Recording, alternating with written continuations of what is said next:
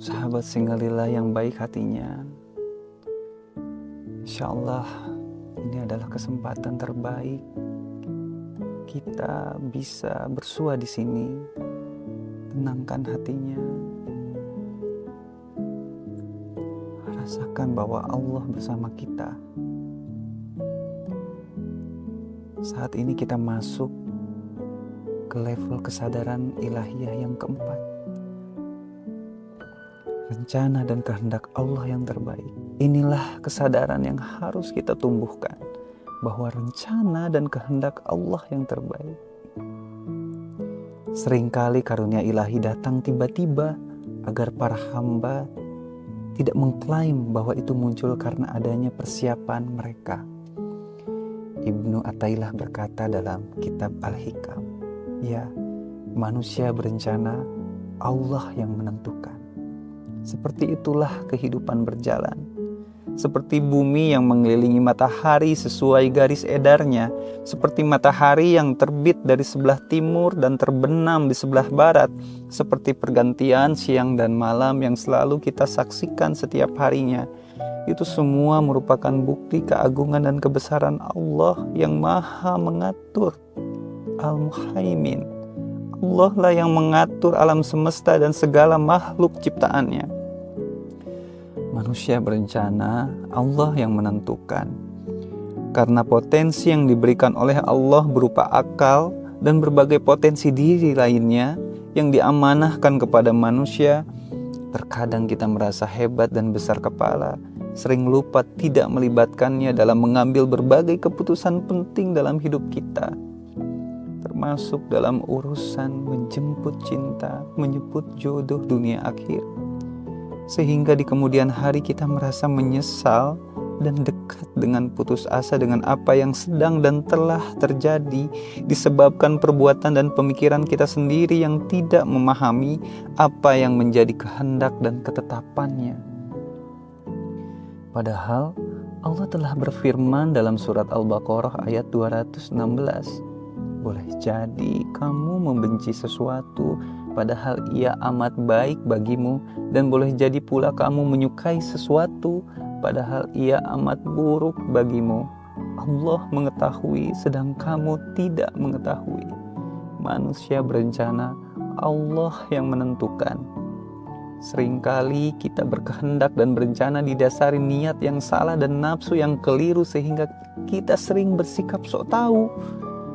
Juga didorong bisikan setan yang menyesatkan sehingga kita merasa si paling mampu. Kita merasa si paling mampu mengatur hidup kita, si paling tahu yang terbaik untuk diri kita. Alhasil, kita sering memaksa apa yang harus terjadi dalam hidup ini. Padahal sejatinya, seluruh ketetapan dan pengaturan hidup kita adalah hak prerogatif Allah. Seperti yang disampaikan oleh Ibnu Athaillah dalam kitab At-Tanwir. Ketahuilah, rahasia di balik adanya pengaturan Allah dan pilihan bagi manusia adalah karena Allah ingin menampakkan sifat Al-Qahhar, Sang Maha Memaksa atas makhluknya. Dengan begitu, Allah ingin mengenalkan diri kepada hamba-hambanya dengan sifat Al-Qahhar ini. Allah menciptakan pengaturan dan pilihan dalam diri mereka, lalu membentangkan berlapis-lapis tabir penghalang pada makhluknya, sampai mereka bisa terlepas dari tabir demi tabir dan menemukan pengaturan Allah dalam diri mereka sendiri. Tidaklah Allah menciptakan kehendak pada dirimu dengan maksud agar engkau mempunyai kehendak sendiri. Akan tetapi, Dia menciptakan itu supaya kehendaknya meruntuhkan kehendakmu, sehingga engkau menjadi tahu bahwa dirimu sebenarnya tidak memiliki kehendak sama sekali. Ketika semua hamba membuat pengaturan dan pilihan untuk diri mereka sendiri, Allah mengarahkan dominasi pengaturannya ke arah pengaturan dan pilihan yang mereka buat. Hasilnya, pilar-pilar dari pengaturan mereka runtuh dan bangunan rencana mereka hancur berantakan. Begitulah, kita punya rencana, kehendak, dan pengaturan, tapi Allah Maha Perencana, Maha Berkehendak, Maha Sutradara, dan Maha Mengatur. Cobalah kita pahami untuk bisa berencana, tapi tak berencana, berkehendak, tapi tak berkehendak, mengatur seolah tapi tak mengatur. Itulah sejatinya manusia, karena hanya Allah yang maha berencana, maha berkehendak, dan maha mengatur. Saat kita sudah bisa selaras dengan Allah, dengan kehendak Allah, maka ketenangan akan muncul dalam hati kita. Vibrasi kita akan semakin positif, semakin damai, semakin tenang, semakin berserah. Manusia berencana, Allah yang menentukan. Segala ketentuan dan ketetapan Allah adalah yang terbaik untuk kita. Allah yang paling tahu apa yang terbaik bagi hamba-hambanya.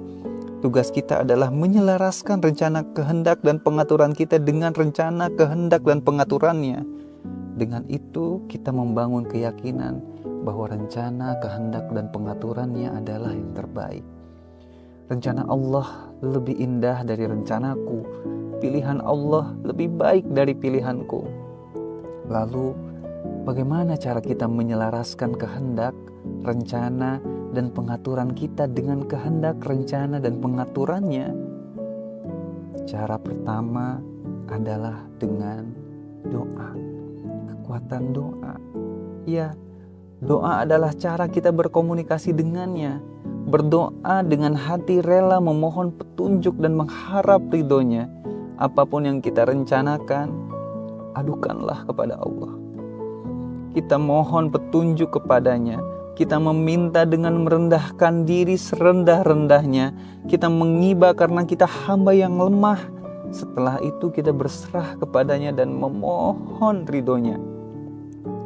Ya Allah, jika menikah dengan si fulan adalah yang terbaik bagi dunia akhiratku, ya Allah. Baik menurutmu, ya Allah, dan Engkau ridho, ya Allah. Mudahkanlah jalan dan prosesnya, ya Allah. Namun jika tidak, tunjukkan jalan terbaik menurutmu, jalan yang Engkau ridhoi, jalan yang bisa mendatangkan keridhoanmu padaku, ya Allah. Ya Allah, jika menikah tahun ini adalah yang terbaik menurutmu, ya Allah, mudahkan prosesnya, ya Allah. Tapi jika Engkau memiliki rencana dan kehendak yang lain, ya Allah, aku berserah kepadamu, ya Allah. Aku serahkan pintaku, harapku padamu, ya Allah. Apapun yang Engkau ridho terjadi padaku, terjadilah, ya Allah. Apapun yang terjadi padaku, terjadilah, ya Allah. Apapun yang Engkau ridho padaku untuk terjadi, terjadilah, ya Allah. Dan ridhomu adalah satu-satunya kebahagiaanku. Selain berdoa kepada Allah secara langsung, kita pun bisa meminta untuk didoakan oleh orang-orang baik, oleh orang-orang soleh yang kita kenal. Tak lupa doa yang mustajab adalah doa orang tua, khususnya doa ibu kita. Jangan ragu untuk meminta didoakan oleh orang lain, karena kita tidak tahu doa yang mana atau doa siapa yang nantinya Allah kabulkan. Doa adalah senjata orang beriman, doa adalah inti ibadah. Doa yang ikhlas adalah cara kita menyelaraskan kehendak diri dan kehendaknya. Doa dalam wujud pinta dan harap yang diserahkan kepada Allah adalah cara kita menyelaraskan kehendak diri dan kehendaknya. Rencana diri dan rencananya, pengaturan diri dan pengaturannya. Doa yang ikhlas adalah doa yang mengharapkan ridho Allah sebagai satu-satunya harapan kita, sebagai tujuan utama kita. Karena ridho Allah adalah puncak tujuan hidup kita. Cara yang kedua untuk menyelaraskan rencana, kehendak, dan pengaturan kita dengan kehendak dan pengaturannya adalah dengan melakukan sholat istikharah, memohon petunjuk kepada Allah. Karena sholat istikharah itu adalah fasilitas yang Allah berikan kepada kita sebagai hambanya untuk memohon petunjuk saat memiliki rencana atau pilihan dalam mengambil sebuah keputusan. Tidak tiba-tiba ada syariat disunahkan sholat istikharah, kecuali ada sesuatu yang sangat-sangat luar biasa hikmahnya untuk kita. Salat adalah cara kita beribadah dan berkomunikasi dengan Allah melalui cara yang dituntun dan dicontohkan oleh Rasulullah Shallallahu Alaihi Wasallam. Begitu pula sholat istikharah ini Dari Jabir bin Abdullah radhiyallahu anhu, ia berkata bahwa Rasulullah Shallallahu alaihi wasallam mengajarkan kami cara mengerjakan salat istikharah dalam segala urusan, sebagaimana beliau mengajarkan kami surat Al-Quran. Rasulullah bersabda, jika salah seorang di antara kalian hendak melakukan sesuatu, hendaklah terlebih dahulu mengerjakan salat 2 rakaat selain salat fardu. Lalu setelah kita melaksanakan salat 2 rakaat, Rasulullah mengajarkan kita untuk berdoa sebagai berikut. Ya Allah, sesungguhnya aku memohon pilihan yang tepat kepadamu dengan ilmu-Mu, dan aku memohon kekuatan kepadamu untuk memutuskan urusanku dan mengatasinya dengan kemahakuasaan-Mu. Aku memohon kepadamu kebaikan dari karunia-Mu yang agung. Sesungguhnya Engkau maha kuasa, sedang aku tidak kuasa. Engkau maha mengetahui, sedang aku tidak mengetahui, dan hanya Engkaulah yang maha mengetahui hal yang gaib. Ya Allah, apabila menurut pengetahuan-Mu, Engkau mengetahui bahwa urusan ini, sahabat semua bisa menyebutkan apa yang menjadi hajat dan urusannya. Lebih baik bagiku dalam urusan agamaku, penghidupanku, dan akibatnya bagi akhiratku. Atau Nabi Shallallahu alaihi wasallam bersabda, dunia dan akhiratku, maka takdirkanlah untukku, mudahkanlah jalannya, kemudian berilah berkah untukku.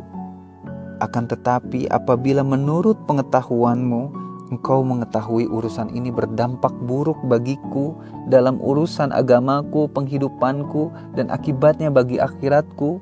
Atau Nabi Shallallahu alaihi wasallam bersabda, duniaku atau akhiratku, maka jauhkan urusan tersebut dariku dan jauhkan aku darinya. Takdirkan kebaikan untukku di mana saja kebaikan itu berada, kemudian jadikanlah aku ridho dengan takdir tersebut. Lalu setelah sholat istikharah dan berdoa dengan ikhlas mengharap petunjuk dan ridhonya, biasanya hati kita akan diliputi ketenangan. Vibrasi menjadi jauh lebih positif, lebih damai. Hati kita tercerahkan. Dan petunjuk Allah pun mudah hadir dalam berbagai bentuk yang rahasia, juga dalam berbagai bentuk skenario dan pengaturannya yang amat presisi dan kadang tak terduga. Itulah yang sering terjadi pada sahabat-sahabat kita yang melibatkan Allah dalam setiap tindakan dan urusannya. Siapa yang menjadikan dunia sebagai tujuannya, maka Allah akan memberikan kekhawatiran dan kecemasan padanya dalam segala urusannya. Dan Allah letakkan rasa takut, miskin di hadapan matanya, padahal ia tidak akan menerima dari dunia itu. Masya Allah, mengalirlah dalam rencananya. Pahami kehendaknya, dan kamu akan merasakan pengaturannya yang maha indah.